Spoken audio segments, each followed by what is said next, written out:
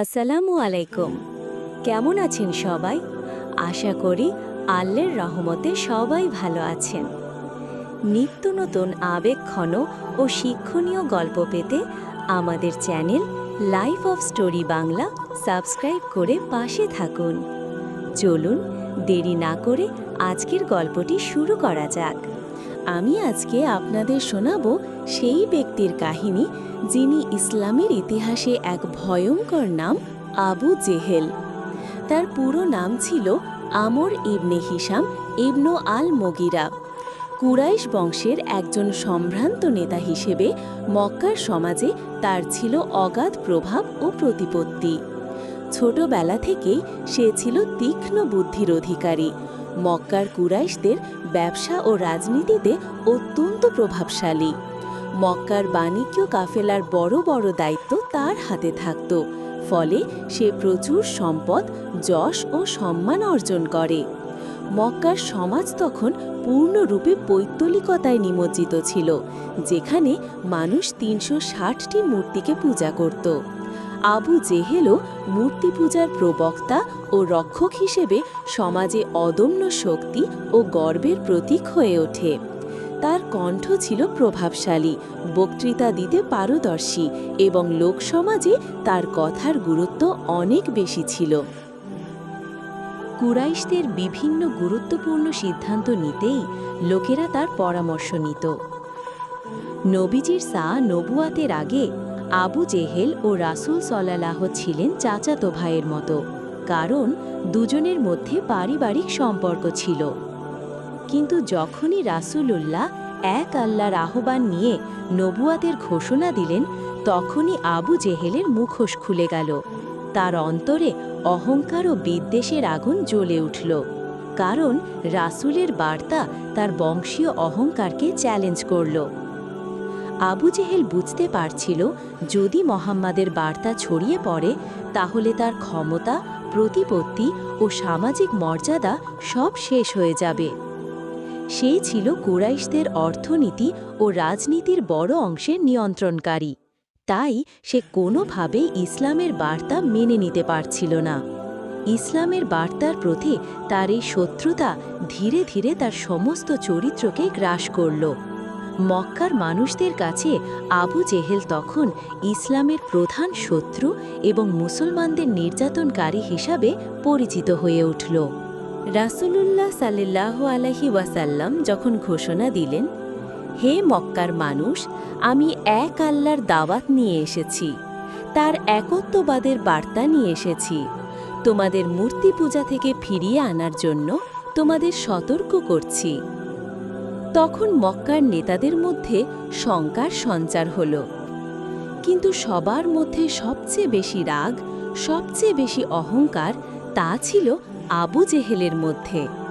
সে বুঝতে পারছিল, মুহাম্মদ সাল্লাল্লাহু এর এই বার্তা ছড়িয়ে পড়লে তার বংশীয় প্রভাব, ব্যবসা এবং রাজনৈতিক ক্ষমতা সব হারিয়ে যাবে।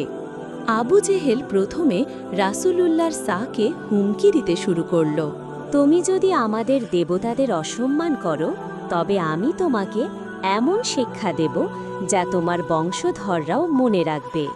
সে রাসূল সাল্লাল্লাহু আলাইহি সাল্লামের কাছে গিয়ে নানা রকম কটূক্তি, কটাক্ষ ও অবমাননা করত। মুহাম্মদ, তুমি কি মনে করো তোমার এই নতুন ধর্ম মক্কার মানুষ মেনে নেবে? তুমি কি ভেবেছ আমরা আমাদের পিতৃপুরুষদের ধর্ম ছেড়ে দেব? প্রিয় দর্শকবৃন্দ, আবু জেহেলের বিরোধিতা শুধু কথায় সীমাবদ্ধ ছিল না, সে মুসলমানদের ওপর চরম অত্যাচার শুরু করল। রাসূল সাল্লাল্লাহু আলাইহি সাল্লামের সাহাবীদের ধরে ধরে গরম বালুতে শুইয়ে নির্যাতন চালাত, মক্কার গলিতে টেনে নিয়ে গিয়ে মারধর করত। একবার হযরত বিলাল রাকে রোডে পাথরের নিচে ফেলে লাত ও উজ্জার কসম খাও বলে চাপ সৃষ্টি করেছিল, অথচ বীর সাহাবী বেলালরা আহাদ আহাদ বলে তৌহিদের ঘোষণা দিয়ে গিয়েছিলেন। আবু জেহেল রাসূলের পথেও কাঁটা বিছিয়ে রাখত। তিনি যখন কাবা শরীফে নামাজ পড়তেন, তখন আবু জেহেল রাসূলের ঘাড়ে উটের নাড়া ফেলে দিত। মক্কার মানুষদের উস্কানি দিত যেন তারা রাসূলকে অপমান করে। একবার আবু জেহেল ও তার সঙ্গীরা মিলে রাসূলকে মাটিতে ফেলে হত্যার ষড়যন্ত্র করেছিল, কিন্তু আল্লাহর কুদরতে রাসূল সেই ষড়যন্ত্র থেকে বেঁচে গেলেন। প্রিয় দর্শক, ইসলামের ইতিহাসে আবু জেহেল ছিল অন্ধ অহংকার, মূর্তি পূজার রক্ষক এবং ইসলামের প্রধান শত্রু। তার নিষ্ঠুরতা দিনের পর দিন বাড়তে থাকে, কারণ সে দেখেছিল ইসলামের আলো ধীরে ধীরে ছড়িয়ে পড়ছে। রাসূল সাল্লাল্লাহুর সাহস ও ধৈর্য মুসলমানদের ঈমানকে আরও মজবুত করছিল। এদিকে আবু জেহেলের চোখের সামনে মক্কার মানুষের হৃদয়ে ইসলাম বাসা বাঁধতে থাকে। নবীজি সাল্লাল্লাহু এবং সাহাবীরা মদিনা হিজরত করে নতুন সমাজ গড়ে তুললেন। মক্কার কুরাইশ নেতারা এতে অগ্নিশর্মা হয়ে গেল। তারা বুঝতে পারল মুহাম্মদ সাল্লাল্লাহু এখন মদিনায় শক্তি সঞ্চয় করছে। তখন আবু জেহেল ঘোষণা দিল, মুহাম্মাদের শক্তি নষ্ট করতে হবে, না হলে আমাদের বাণিজ্য ক্ষমতা সব শেষ হয়ে যাবে। এই সময় মক্কার একটি বাণিজ্য কাফেলা মদিনার কাছ দিয়ে ফিরছিল। আবু সুফিয়ান কাফেলার দায়িত্বে ছিলেন। মুসলমানরা কাফেলাটি আটকানোর জন্য প্রস্তুতি নেয়, কিন্তু কাফেলাটি কৌশলে পালিয়ে যায়। এদিকে মক্কার নেতারা রাগে ফেটে পড়ে। তারা বলল, আমরা যুদ্ধ করব, মুহাম্মদ শাহ ও মুসলমানদের নিশ্চিহ্ন করে দেব। আবু জেহেলি সেই যুদ্ধের প্রধান সেনাপতি হয়ে দাঁড়ায়। সে কুরাইশদের 1000 সৈন্য জোগাড় করে, যুদ্ধের জন্য অত্যাধুনিক অস্ত্র, উট, ঘোড়া ও রসদ সংগ্রহ করে। অন্যদিকে নবীজি সাল্লাল্লাহুর সেনাবাহিনী ছিল মাত্র 313 জন সাহাবী।